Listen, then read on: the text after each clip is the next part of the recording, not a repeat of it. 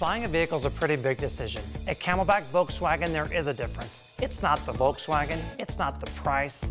The difference is our commitment to you. It starts with our 24-hour test drive, 5-day no-hassle return policy, so you get the right Volkswagen for you. At Camelback Volkswagen, the difference is nitrogen-filled tires, door guards, even service loaners for life. We're here for you even after the sale, and if you ever need anything, contact me directly. Experience the difference, the Camelback Volkswagen difference. So we're here today with Amber Cox, the new COO of the Phoenix Mercury. How are you liking this new position? You know, it's fantastic. Came in the middle of the year, stepped into the role, and it was really business as usual. I'd been with the organization for 5 years, so pretty much know the ins and outs of how to run the business, but there's usually a new surprise about once a week, so that's been a lot of fun. Good. Now, did you see this new role coming, or was this, did you kind of walk in one day and go, whoa, It was a surprise. It was funny because I took a day off in June for my birthday, and I came in the next day, and my former boss, Jay Perry, sat me down and said, I'm moving over to the Suns, and we're going to move you into the COO position. So it was shocking, to say the least, but it's great to still have her in the building. She's got a great new role with the Suns and is a great advocate for the Mercury still. So what was your reaction? I mean, did the mouth drop? Shock. Jay and I have been together for about 6 years up in the Mercury front office. So I think initially there was a little bit of, oh my goodness, I can't live without Jay upstairs. I'm not sure if I can do this. You know, you kind of go through that self-doubt. But then you embrace the challenge, and it's a great organization, it's a great team, and I feel really good about our staff, so it's been a lot of fun. Well, good. Now, so for those folks who, I can't believe that people don't know about the Phoenix Mercury, but 14 years. We're starting our 15th season in 2011, so yes, just completed our 14th year. We were one of the original teams in 1997. So feel really good about where we are as a business. Won 2 championships in the last 4 years, and are looking for our 3rd title. We seem to do really well in the odd years, 2007, 09. So we're feeling good about 2011. Awesome. Now, let people know what the Mercury is doing to specifically engage with the gay and lesbian community here in Phoenix. Well, I think for us, since day one, there's been a great partnership between the Mercury and the gay and lesbian community. And not necessarily, I think in the beginning, it was so new and people really weren't sure how to market the WNBA. Mm-hmm. There was a lot of excitement around it. So I don't know that we had to do a lot of outreach. I think the gay and lesbian community just came to us initially. And as with every sports league, I think you have to learn where your niche is. You have to learn how to market to your different targets. And over the years, we definitely have seen the loyalty from the gay and lesbian community. A lot of our season ticket holders, single game buyers, across the board. So we've tried to be really involved and look at events that we can have a presence and also make a difference. I think our relationship with One Community is testament to that. That's been really beneficial for us from a business standpoint, but then on the other side of that, 1 in 10 has been a great organization that we've worked a lot with. HRC, we've donated a lot of silent auction items over the years. Aunt Rita's Foundation, I know they've done some... Our AIDS Walk, that's a big one. Absolutely. We have our AIDS Walk team. We just did it our 2nd year in the row. This year we were Team Scorch. Mm-hmm. Hopefully next year we'll be like Team Triple Champions or something along those lines. Something with trophies on it. Yeah, absolutely. Well, I like it. Now, tell me about how the Mercury is involved just in the community in general. We know that you have had strong outreach into the gay and lesbian community, but let us know what you're doing, with young women, and are you embracing them and making sure that there's outreach so that they know that they can be champions and they can be, Olympic winners and all of those things. I think the motto of the Mercury has always been come one, come all. And that's when we're doing outreach in the gay and lesbian community. We don't want to necessarily make the message that much different. We just want to let people know you're welcome. And we, just as you said, especially if we're talking to young women, we want to be able to say, you can do this. And that's what the league is all about. It's about showing that there's opportunity. Mm-hmm. If you want to play in the WNBA and you're a young girl, you have the league to do it. If you want to be in the front office, there's an opportunity to take my job down the road, of course. Not in the next week or two, we certainly soon. hope. But I think for us, it is about saying, you know, we embrace you. We want you to be part of our fan base. The X Factor, as our fans are known as, are the most loyal, rabid, crazed fans. And I think once people are a part of that, they want to come back and bring their friends. So it has been about, you know, make it a night on the town. This can be an opportunity for you to have a girls' night out or a boys' night out, whatever the case may be. We just want everybody to know that, you know, you're welcome. Well, and I know for us, we like to get a group of friends together because it's a great way. It's affordable, it's fun. We can, like, you know, get caught up in whatever has happened in the week that's transpired, and then, you know, also walk away not being able to talk because we were yelling and standing, and, you know, so, and then you need to go out and, you know, just repair the damage and do it all over again. Right. So that's the good time. Right. And, you know, we try to keep it affordable. That's the one thing about the Mercury that has remained consistent, especially in these economic times. It allows for people to come out that may, you know, be struggling financially. Our lower level tickets start at $10. You can do a season ticket for $180 in the lower level. And we try to be really flexible. If you can't come to a game, we'll swap out your ticket for an additional ticket to a game you can come to. So we try to be really, really flexible. We try to keep it affordable because, again, we want families, we want the gay and lesbian community, we want dads and daughters.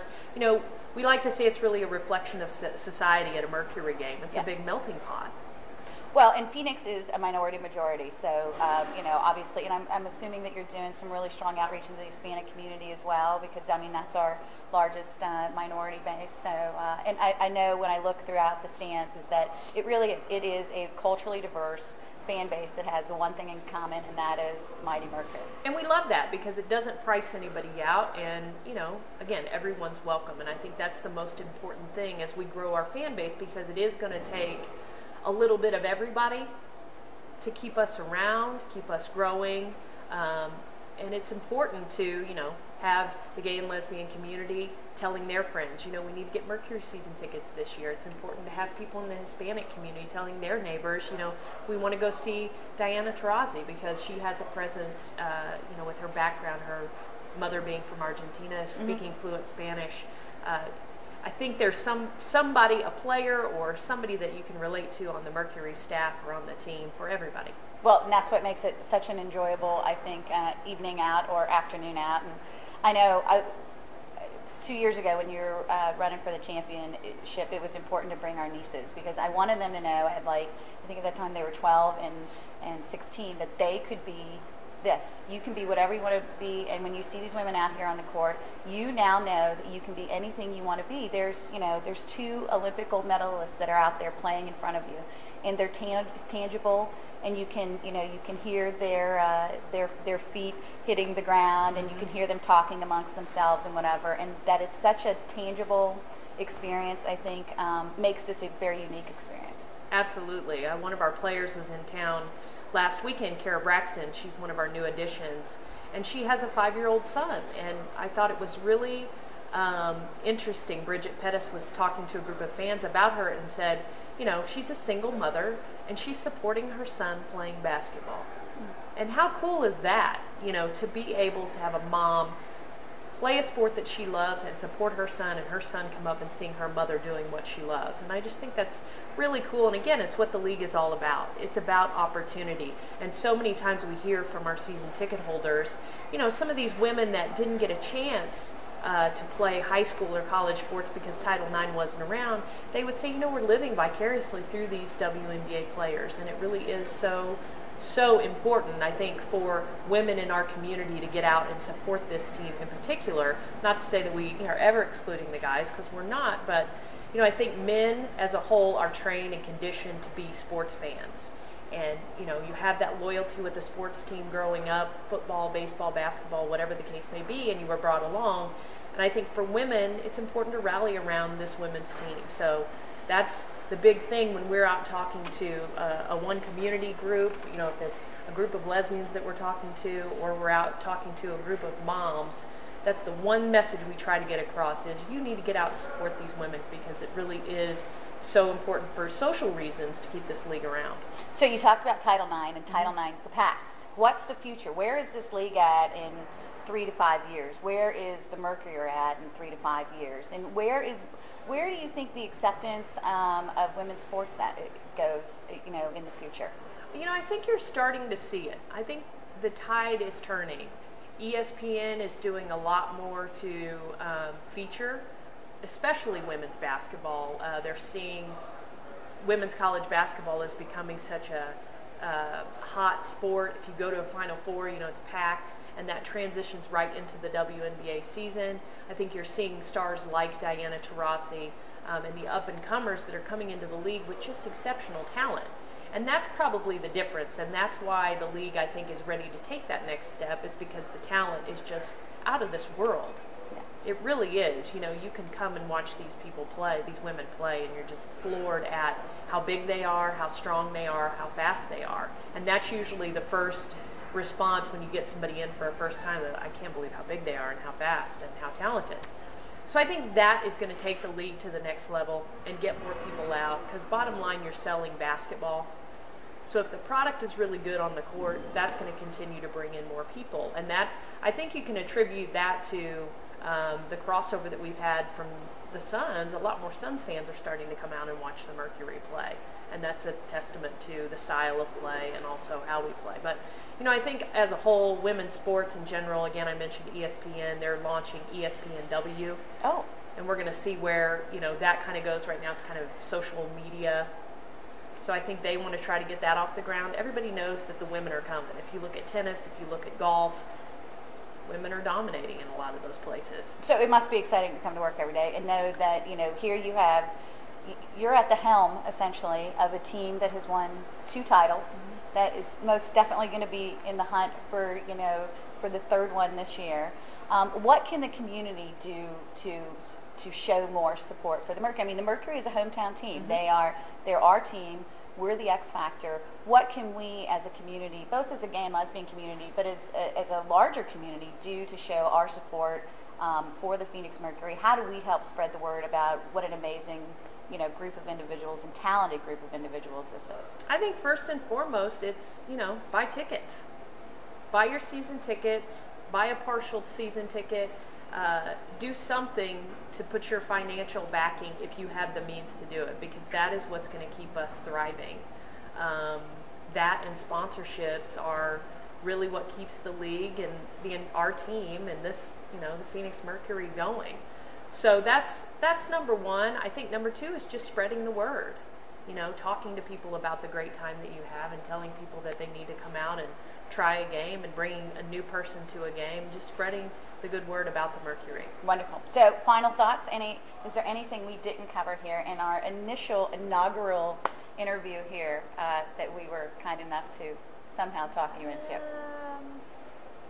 No, I really appreciate the partnership with One Community. It has meant a lot for us to it galvanized our efforts around the gay and lesbian community. We're a consistent booth holder at the Pride Festival and Rainbows Festival, and that's always been a great opportunity for us to get out and meet people in the gay and lesbian community. But I think our partnership with you, and I always say this to people, has put it on a different level, because it does show year-round support, and we want to do everything we can, again, to show that everyone is welcome at a Mercury game. Absolutely, and I know you have a strong partnership with Echo, too, We do. They're a great supporter.